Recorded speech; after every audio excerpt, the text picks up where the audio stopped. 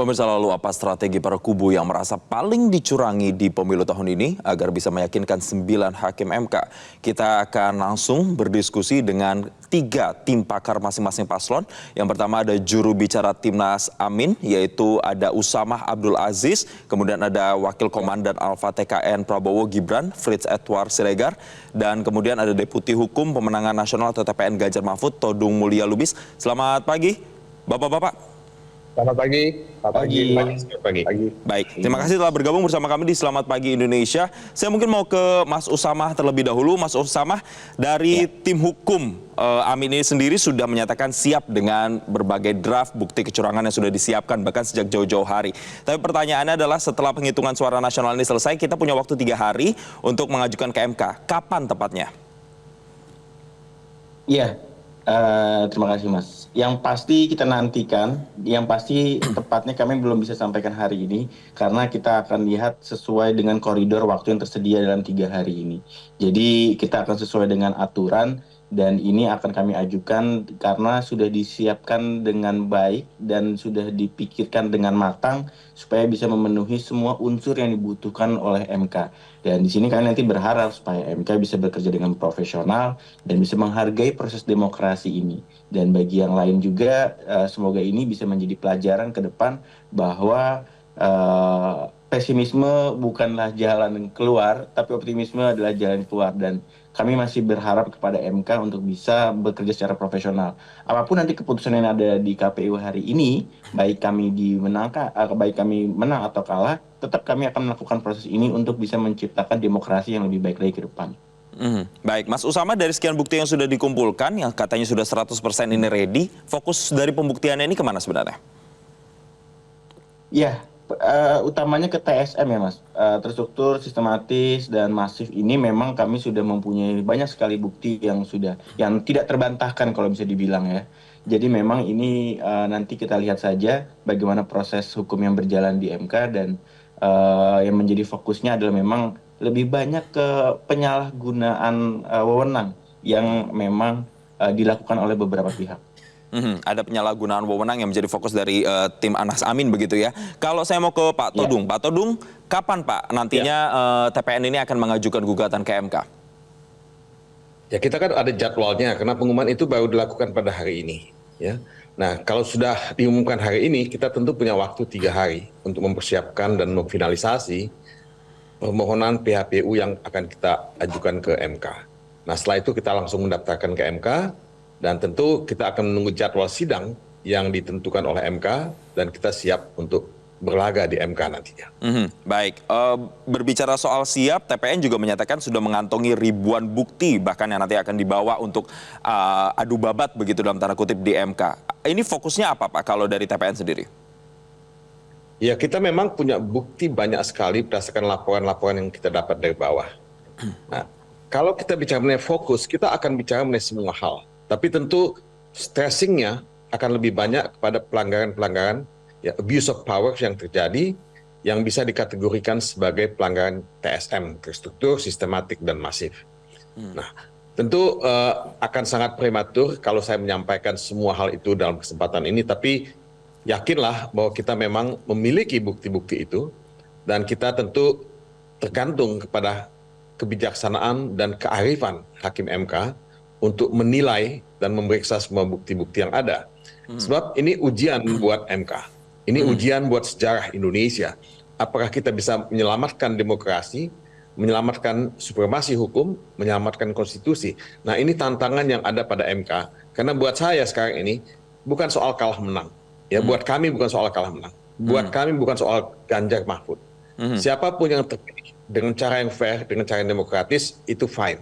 Ya, tapi terpilih dengan cara yang tidak demokratis, tidak fair, dan penuh dengan kecurangan, nah ini yang menjadi isu kita di sini.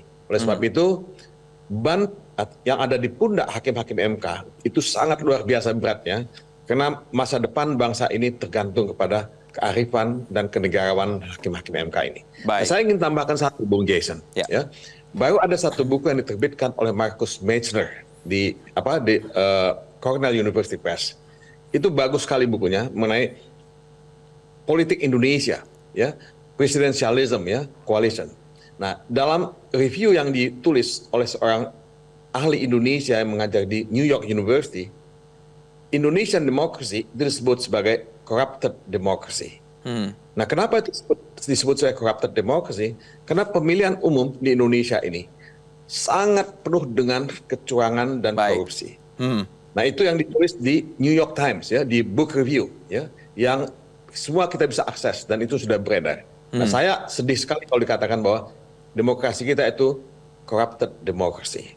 Baik, Pak Todung, ini juga berbicara kecurangan, apakah TPN juga mau menyoroti salah satu fokusnya adalah adanya gap atau margin yang begitu lebar terkait dengan perolehan suara Ganjar Mahfud yang hanya sekitar 17% ini? Ya, tentu kalau Anda bicara mengenai hasil ya, perolehan suara 17% yang didapatkan oleh Ganjar Mahfud ya, 58% yang didapatkan oleh Prabowo Gibran, memang ada margin 40% di situ. Ya.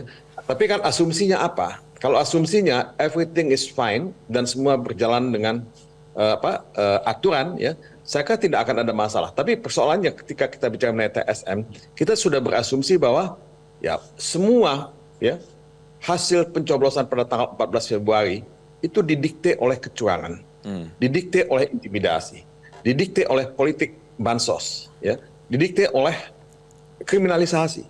Nah, kalau itu yang terjadi, pencoblosan pada tanggal 14 Februari itu, apakah itu valid atau tidak?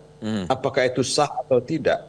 Untuk dihitung sebagai vote, gitu, sebagai suara, ya, yang dijadikan sebagai objek rekapitulasi.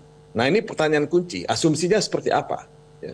Nah, saya tidak ingin lebih jauh bicara soal itu, tapi ya inilah pertanyaan kunci yang mengganggu ya semua kita. Ya. Tentu Saudara Fritz akan bicara lain soal ini, karena dia mewakili paslon nomor 2. Saya menghormati itu, tapi saya hanya ingin mengatakan bahwa tidak ada alasan untuk tidak mempercayai atau ya melarang pihak lain untuk juga mengajukan argumentasi. Baik. Itu yang saya mau katakan. Saya mau langsung ke Pak Fritz kalau begitu. Kalau dari dua tim lain 01, 03 ini sudah siap nantinya adu babat di MK. Bagaimana kemudian dari TKN Prabowo Gibran merespon adanya sejumlah penggugat nanti yang akan siap untuk bisa mengajukan bukti dugaan kecurangan pemilu di MK? Ya, baik Mas. Pertama-tama melalui forum yang terhormat ini saya mau mengucapkan terima kasih. Terima kasih kepada seluruh masyarakat, seluruh warga negara Indonesia yang telah terlibat dalam proses pemilu tahun 2024. Seluruh relawan, partai politik pendukung, para penyelenggara pemilu yang bekerja keras selama proses pemilu tahun 2024. Baik untuk Pilpres ataupun juga Pileg. Kita hari ini sampai ke momen hari ini kan merupakan kerja keras begitu banyak pihak. Dan kami berterima kasih untuk itu.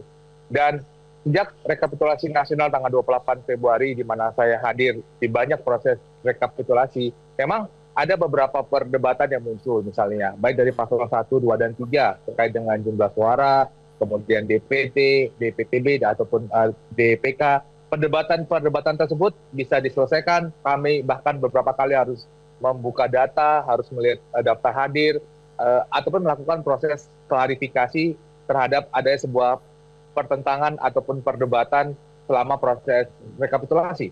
Dan kita akhirnya bisa bersama-sama menyelesaikan 36 rekapitulasi 36 provinsi termasuk 128 perwakilan luar negeri kita, sehingga kita tinggal menyisakan 2 provinsi lagi. Apa yang mau saya sampaikan Bang, bahwa adalah proses ini sudah kita lewati bersama gitu loh. Dan proses tersebut bagaimana dugaan-dugaan tersebut yang disampaikan di luar rekapitulasi nasional kan selalu kami sampaikan bahwa sudah ada jalur-jalur yang diberikan. Ada jalur pelanggaran etika, ada jalur sengketa proses, ada jalur pelanggaran administrasi, dan juga ada terkait dengan jalur untuk ke Mahkamah Konstitusi gitu.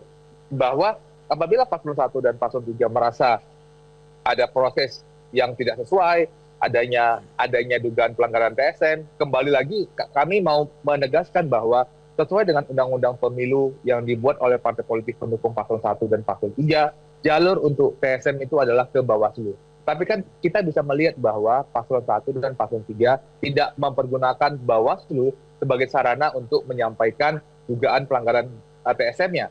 sedangkan Undang-Undang Pemilu sudah menegaskan dan menyatakan seperti itu. Bahkan kalau kita mengacu kepada Undang-Undang Pilkada juga sudah menegaskan bahwa jalur PSM itu adalah ke Bawaslu. Tetapi kita bisa melihat bahwa Paslon 1 dan Paslon 3 lebih memilih untuk memakai jalur Mahkamah Konstitusi, kan sedangkan kalau kita mengacu kepada Undang-Undang Dasar dan Undang-Undang Mahkamah Konstitusi dan Undang-Undang Pemilu, kewenangan Mahkamah Konstitusi adalah terkait dengan sengketa hasil suara. Tetapi bukan berarti kami tidak mampu untuk menyiapkan bukti-bukti kami, bukan berarti bahwa kami tidak akan siap. Tentu saja Bang, kami siap untuk menyampaikan bantahan-bantahan terhadap dugaan yang disampaikan oleh Paslon 1 dan Paslon 3. Oke, Mas Frits, kita tahan dulu, nanti kita akan tanya lebih lanjut lagi soal bantahan-bantahan. Kalau kita melihat ini prosesnya nanti tidak hanya bergulir di MK, tapi juga banyak seruan untuk kemudian juga bisa berlanjut di hak angket. Jadi dua ini jalurnya, ada hak angket dan juga di MK. Tapi pertanyaannya kemudian bagaimana dari TKN sendiri nantinya mempersiapkan, kalau dari 01 ini kan juga sudah mempersiapkan 1.000 pengacara, 1.000 lawyer, dari 03 juga nanti akan ada Kapolda yang dibawa. Bagaimana dengan 02 menghadapi ini? Kita akan bahas usai jeda berikut ini. Tetaplah bersama kami di Selamat Pagi Indonesia. Jelajahi cara baru mendapatkan informasi. Download Metro TV Extend sekarang.